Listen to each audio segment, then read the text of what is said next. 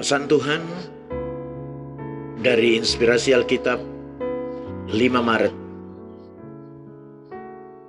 dari Mazmur 30 ayat 1 hingga 7. Pandangan jauh ke depan tentang kehidupan. Berkat Tuhan adalah seumur hidup. Ketika Daud melihat kembali kehidupannya, dia dipenuhi dengan rasa syukur dan pujian. Dia sempat mengalami masa-masa sulit, tetapi Allah meninggikan dia dari jurang dan tidak membiarkan musuh menertawakannya. Ketika dia memanggil Tuhan untuk meminta pertolongan, Tuhan menyembuhkannya. Daud memiliki masa ketika Tuhan marah kepadanya dan di mana Tuhan menyembunyikan wajahnya. Dari Daud, ketika Daud melakukan perzinahan dan pembunuhan. Namun ketika dia melihat kembali ke kehidupannya, dia dapat melihat bahwa saat-saat pencobaan dan ujian adalah konteks hidup dalam kasih karunia Allah. Kebenaran dari Markus 12 ayat 13 hingga 27. Pandangan jauh tentang kekekalan. Apa yang terjadi pada manusia setelah kematian? Di manakah orang yang mati itu? Apakah mereka pergi selamanya, atau mereka tertidur, atau mereka hidup tetapi di alam atau dimensi yang berbeda? Yesus menunjukkan bahwa orang Saduki itu salah karena dua alasan. Pertama, mereka tidak tahu kitab suci, dan kedua, mereka tidak tahu kuasa Allah.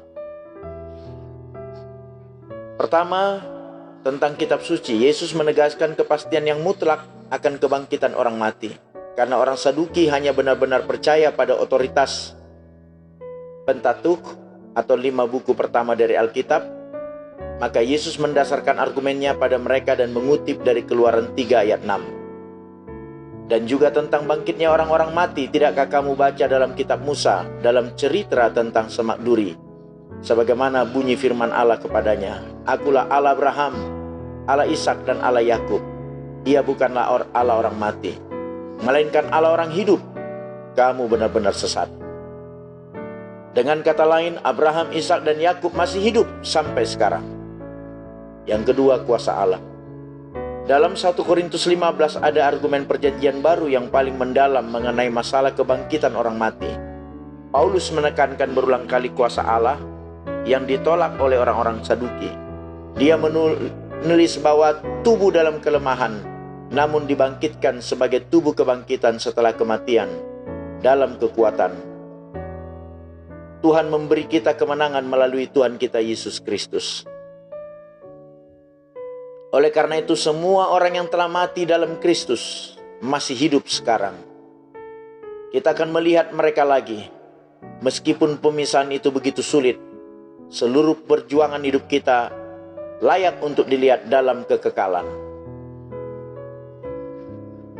Tuntunan dari Imamat 11 ayat 1 hingga Imamat 12 ayat 8. Kita memahami perjanjian lama dalam terang perjanjian baru, dan khususnya melalui perspektif Yesus.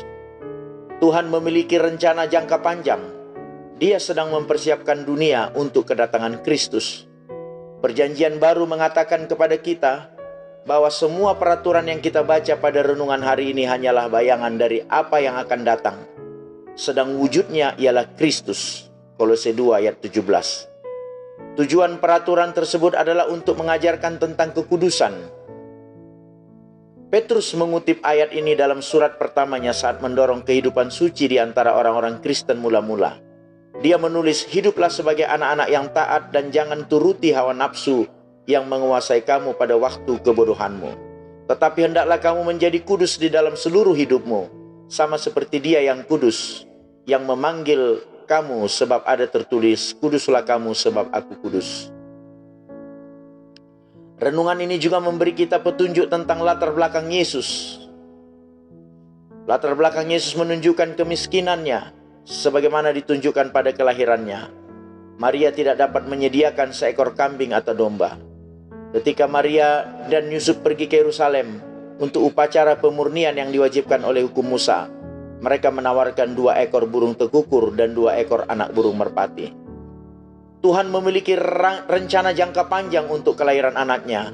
Berdasarkan hukum-hukum tersebut, Tuhan sedang bekerja sepanjang waktu melampaui berbagai sejarah untuk mempersiapkan kehadiran Yesus. Yesus lahir di bawah hukum Taurat. Dia memenuhi hukum Taurat dan membawa semua peraturan ini berakhir di atas kayu salib.